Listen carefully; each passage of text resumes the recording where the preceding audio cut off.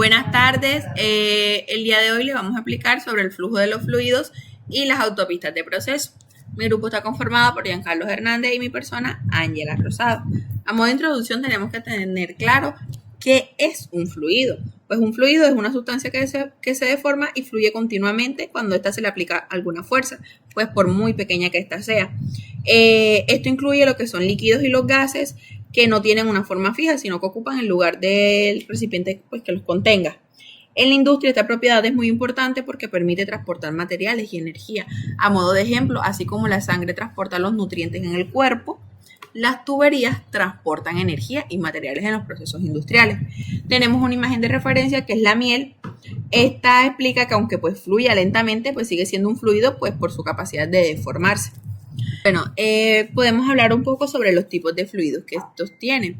Está el newtoniano, que está una de sus cualidades que posee es que la viscosidad es constante. El no newtoniano, que pues su viscosidad depende de su velocidad de deformación. Está el compresible, que pues este varía los parámetros de viscosidad y densidad de forma aleatoria, es decir, que es impredecible. Incomprensible, este mantiene pues la misma densidad. Continuando con este, seguimos con las propiedades fundamentales de los fluidos. Bueno, tenemos lo que es la densidad, la viscosidad y la compresibilidad. La densidad, pues indica la cantidad de masa o volumen determinado, como sabemos. Por ejemplo, pues que el agua es más densa que el aire. También tenemos la viscosidad, pues esta se mide en la resistencia del fluido a fluir. Por ejemplo, como el caso de la miel que veíamos, que tiene una viscosidad en este caso que es mucho mayor que la del agua. Tenemos la compresibilidad, que esta muestra qué tanto puede cambiar el volumen de un fluido cuando se aplica presión. Los gases son muy comprensibles, mientras que los líquidos pues casi no lo son. Es un dato. Estas propiedades son claves para diseñar tuberías, bombas y sistemas de transportes eficientes en la industria.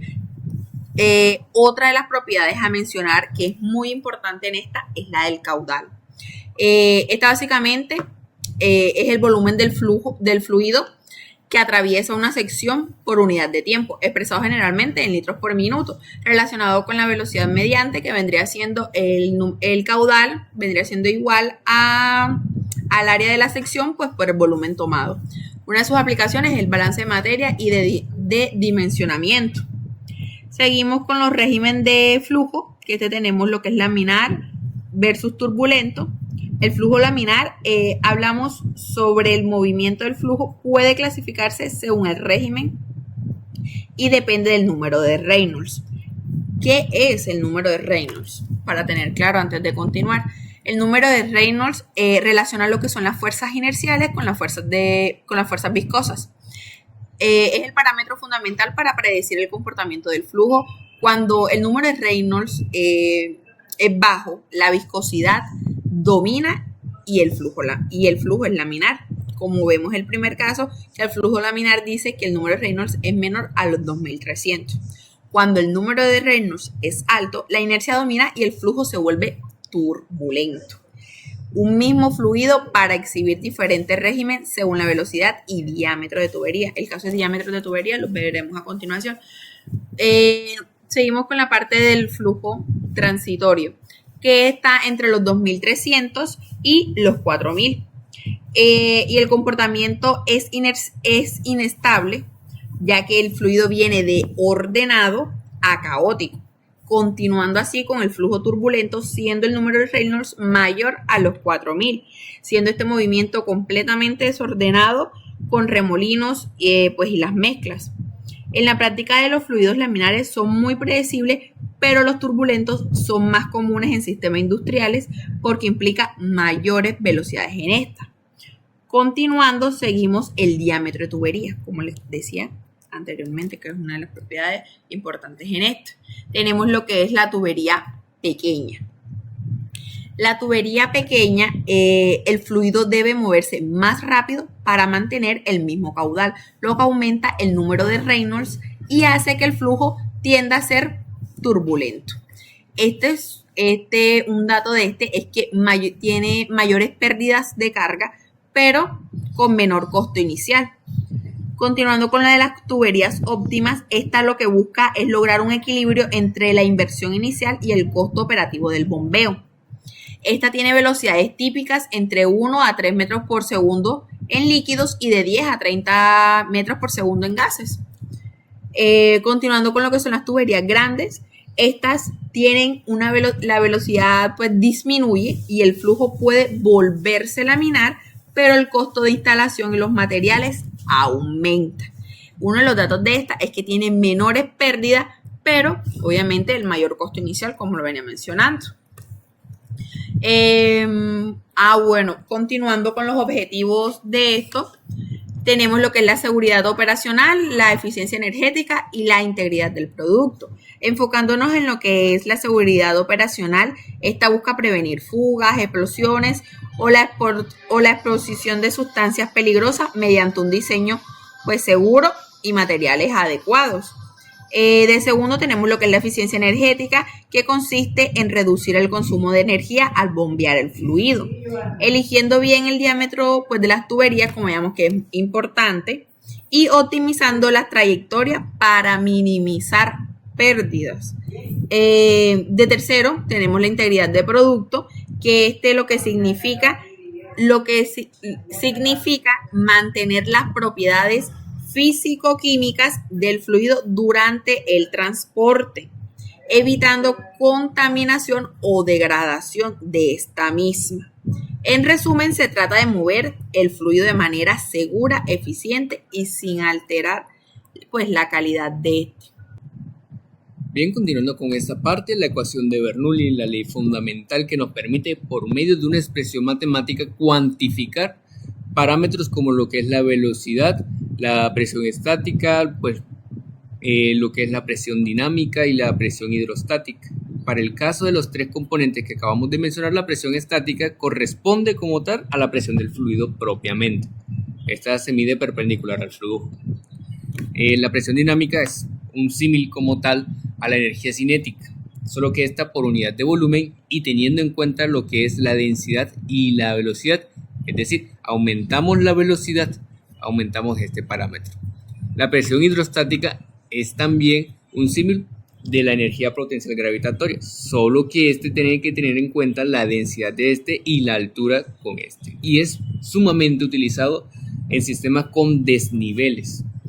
De una forma ejemplificada podemos ver la aplicación de esta fórmula en un sistema donde nos están dando un tanque cilíndrico donde almacenamos agua a una cierta altura determinada, que en este caso 15 metros, a partir del fondo de en la base de este tanque pues existe como tal una tubería de salida con un diámetro de 10 centímetros y pues que en este proceso de diámetro pues la descarga es con una presión atmosférica a tener en cuenta. Y pues ya tenemos que la altura 2, como está a nivel del suelo, pues correspondería a 0 metros. Y en síntesis lo que nos pide calcular es el volumen de velocidad de salida del agua por la tubería y el caudal volumétrico. Pues en principio tenemos que tener que asumir unas ciertas condiciones. En principio que el flujo es ideal, es decir, no hay fricción, no hay obstrucción en el proceso y que pues todo lo que son procesos de ramificación en las tuberías no van a afectar el flujo de ni la velocidad de Entonces por eso asumimos de que el flujo es ideal y que el tanque es lo suficientemente grande para que la B1 pues sea despreciable con respecto a B2. En un principio, pues identificamos los puntos de análisis. El punto 1, superficie libre del tanque. Ya sabemos que el ejercicio nos lo proporciona, 15 metros. Punto 2, la salida de la tubería, como está a nivel del suelo, pues 0 metros. Y pues simplemente lo que hacemos es igualar estas dos condiciones, estos dos parámetros. El primero, P1 es un medio de la densidad por la velocidad al cuadrado de la parte 1. Y pues lo mismo se hace con la parte 2. Al final, simplificamos estas condiciones teniendo en cuenta de que pues como ya sabemos que la presión atmosférica en ambos casos es igual a la parte atmosférica porque están expuestos a la parte atmosférica, pues estos al momento de poder despejarse se van a notar que se pueden cancelar. Con respecto a los volúmenes, pues a las velocidades, perdón, B1, pues consideremos de que este es realmente una superficie grande, por lo tanto es despreciable, y tenemos en cuenta que la H2 es 0 por el nivel de referencia que es el suelo. Por lo tanto, la expresión nos quedaría de la siguiente forma, que es densidad por gravedad de altura 1 es igual a 1/2 de la densidad por la velocidad cuadrática en el componente o punto 2. Y tenemos ya pues básicamente que calcular la velocidad de salida, que es básicamente reemplazar y operar. Y vemos que al final nos queda 17.15 metros por segundo. Este como tal correspondería a la velocidad de salida de pues, el agua a través de la tubería. Ya teniendo este dato podemos calcular el otro parámetro, que sería el caudal, que sería pues en esto, siguiendo un orden, pues sería nuestro paso número 5. Pero tener en cuenta de que el caudal se puede o se determina numéricamente por medio de una multiplicación, es decir, el área por el volumen, perdón, por la velocidad previamente calculada, por la velocidad de salida.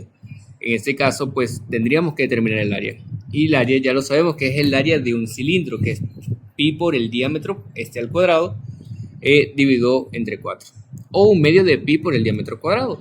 Teniendo en cuenta de que el diámetro nos lo proporciona el ejercicio, que serían 10 centímetros, pues simplemente operamos esto, nos da 7.85 aproximadamente por 10 a la menos 3 metros cuadrados. Recuerda que unidades de áreas. Y al multiplicarlo por los 17.15 metros que obtuvimos, metros por segundo que obtuvimos, pues nos va a dar un caudal de 134.7 litros por segundo. Entonces vemos de que este es un ejercicio súper sencillo que nos permite, por medio de datos ordinarios, poder determinar parámetros fundamentales como lo que es la velocidad y el caudal, y asimismo podríamos calcular otro montón de datos. Tenemos también que tener en cuenta que es la relevancia del proceso industrial. Tenemos lo que es el sistema circulatorio de la planta. Tenemos que tener en cuenta que sin un transporte efectivo de fluidos no hay un proceso industrial viable, pues esta es la estructura que conecta todas las operaciones unitarias que se dan dentro de la planta. También tenemos que tener en cuenta lo que es la eficiencia energética. El bombeo puede pues representar básicamente un 20 a 40% del consumo eléctrico total.